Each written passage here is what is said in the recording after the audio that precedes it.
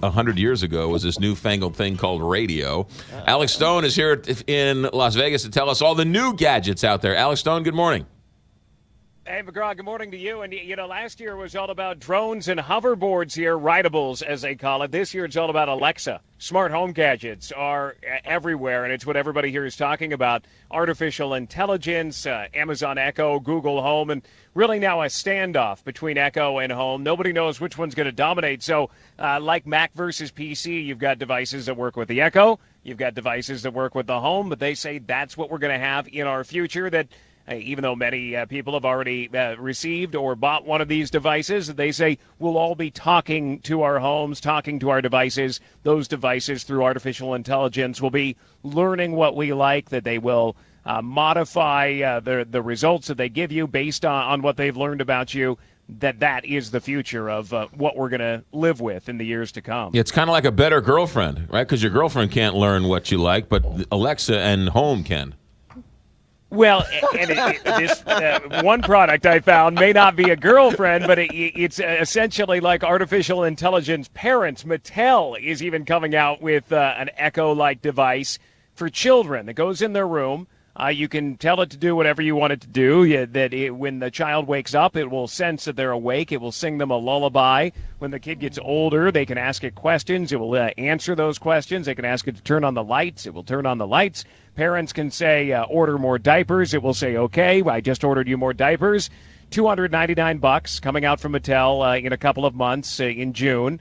And that they say that this is what parents are saying they want. Other parents say that's a little creepy to be in my kid's bedroom, but Mattel is betting that this is what parents are going to go toward, having this virtual assistant in the house. Alex Stone, so much has been made about 4K TVs. It seems like, at least the buzz coming out of this show, is that 4K TVs have finally arrived. Well, yeah, the people are buying them. They were unveiled in 2013 here at CES, and now you can go into Costco and buy one for a couple of $100. We bought one for a back bedroom that we have for like $250, and it works perfectly fine. It's not the greatest in the world, but it's a 4K TV, and that would have been unheard of when they were $20,000 when they were unveiled several years ago. So the focus here on the TV side, very much on 4K. The programming for it, the actual TVs. LG has a TV here that is 4 millimeters thick. It is essentially wallpaper that you can peel off the wall, but it doesn't have all of the components in the TV. You have to run a wire out of what is the screen down to a box, and the box has the graphics cards and the speakers and everything else in it. So it's kind of a 4 millimeter thick TV, but you still need this wire with a box to make it function. And there are some who are here saying, well, tell me when the entire thing is 4 millimeters thick. Well, we don't know if that will happen anytime soon. A lot of technology would have to go into a very, very small space, but they've been able to do things that we thought were impossible several years ago, of getting the TVs that we have at home now much thinner. But the companies say that they believe 4K is finally beginning to take traction, that they think that this is what people are going to move toward, and this is what programmers are going to be programming in the coming years. Yeah, everyone's got a 4K TV, but no one's watching it in 4K because the infrastructure being what it is can't get the 4K programming to you. Yeah.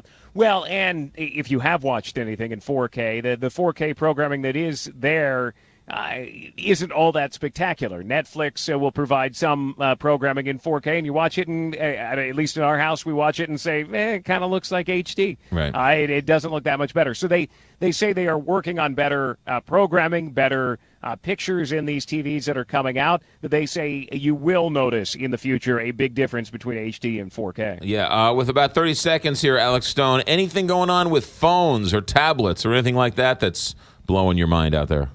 Well, sure. I mean, everything works with a phone, works with a tablet, but there are a lot of devices that do work with them that you go, wow, I don't really need that, but would I spend $200 on that? Like the smart comb that I found last night, the smart hairbrush, that as you're brushing, it will tell you the condition of your follicles and what you need to do differently and what shampoo you should be using. It gives you a real-time analysis on your phone coming out in a couple of months. Wow. We are there. Alex Stone, ABC News, live in Las Vegas. Alex, thanks for checking in. Later, guys. Thanks. You got 6:56. Did you ever see that movie, Her? with Joaquin Phoenix where he falls in love with his operating system? No. It's a really scary, good movie. It's pretty creepy. Yeah, it's called Her. 6:56, KT.